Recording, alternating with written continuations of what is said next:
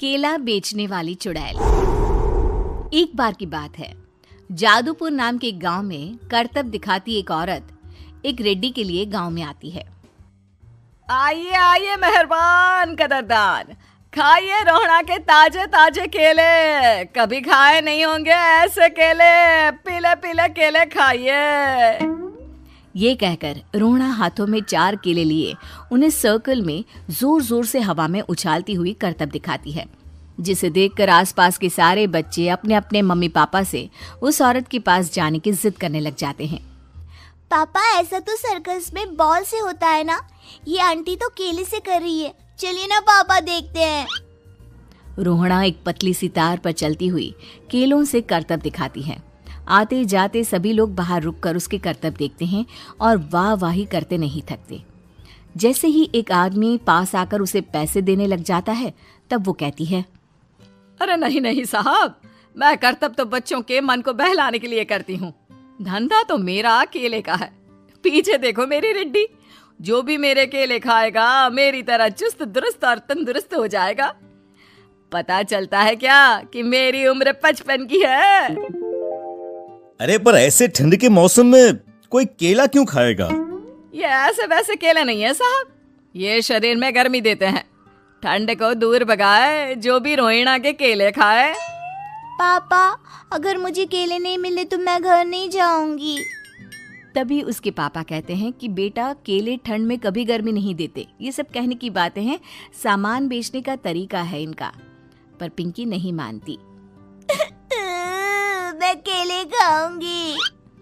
पिंकी की जिद के आगे नत्थू हार जाता है और उसे केले खरीद कर दे देता है। पिंकी खुश होकर केले घर ले आकर खाती है। अब मैं भी करतब करूंगी, कितना मजा आएगा। जादुई केले। पिंकी पहला केला खत्म भी नहीं करती कि वो बेहोश हो जाती है। दूसरे केले से एक काला धुआं आता है और रोहड़ा चुड़ैल बनकर बाहर निकल आती है। मेरे भूतिया केले बच्चे न खाए, ऐसा हो ही नहीं सकता।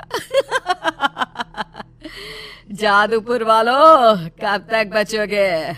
आ गई हूं मैं रोहड़ा, जिसका कोई नहीं कर सकता सामना। रोहड़ा पिंकी को गोद में उठाकर काले धुएं में कहीं गायब हो जाती है। शाम के वक्त नत्थू घर लौटता है और पिंकी को घर में ना पाकर उसकी माँ से कहता है, माँ पिंकी कहाँ है? अरे बेटा, उसे तो तू सुबह करतब दिखाने ले गया था ना, फिर कहाँ वापस आए तुम दोनों? मुझे लगा तू उसे अपने साथ मंडी ले गया होगा। हे भगवान, मेरी बच्ची कहाँ गई? मैं उसे घर ही तो छोड़कर गया था माँ। नत्थू गांव के घर कोने में अपनी बेटी को ढूंढता है, पर उसे वो कहीं नहीं मिलती। परेशान होकर आखिर रो रो कर नत्थू हिम्मत हार कर घर लौट आता है। अगली सुबह रोहड़ा फिर से करतब दिखाने आती है और इस बार पिंकी की तरह रोनी केले खरीद लेता है। 50 रुपए दिए थे पापा ने, सारे पैसों की मैंने केले खरीद लिए हैं। अब मैं भी आंटी की तरह ही करतबबाज बन जाऊंगा। यही सोचते हुए रोनी केले खाता है और पहला अकेला केला आधा खत्म भी नहीं करता कि चुड़ैल उसके सामने आ जाती है। मेरे साथ चलने का समय आ गया है रोनी। ये तो बस शुरुआत है। अब इस गांव के सारे बच्चे धीरे धीरे मेरे कब्जे में होंगे, एक बच्चा भी नहीं बचेगा। ये कहकर रोना रोनी को गोद में लेकर काले धुएं में अदृश्य हो जाती है। इसके बाद हर रोज गांव में से कोई ना कोई बच्चा गायब होता, पर ऐसा क्यों हो रहा है किसी को भी समझ में नहीं आ पा रहा था। रोज की तरह अपनी बेटी पिंकी की तलाश में नत्थू गांव के एक तालाब के पास बैठा रो रहा था। कहाँ गई मेरी पिंकी? शकुंतला के जाने के बाद एक वही तो मेरा सहारा थी। अरे उसकी आत्मा कोस रही होगी मुझे कि मैं अपनी बच्ची को संभाल भी नहीं पाया। नत्थू ये कहता हुआ रो ही रहा था कि तभी तालाब में से उसे शकुंतला की आवाज सुनाई देती है। कहाँ थी तुम शकुंतला? हमारी बच्ची और सारे गायब हुए बच्चे रोहड़ा के कब्जे में हैं। वो बच्चों को जो केले देती है उससे बच्चे बेहोश हो जाते हैं और उसके कब्जे में आ जाते हैं और वो उन्हें ले जाकर काली दुनिया में ले जाती है। पर वो ऐसा क्यों कर रही है?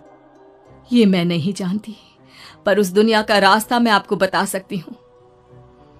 जहां ये नदी खत्म होती है वहां एक केले का पेड़ है, उसके नीचे एक दरवाजा है, वहीं से रास्ता जाता है उस दुनिया का। ये कहकर शकुंतला की आत्मा गायब हो जाती है।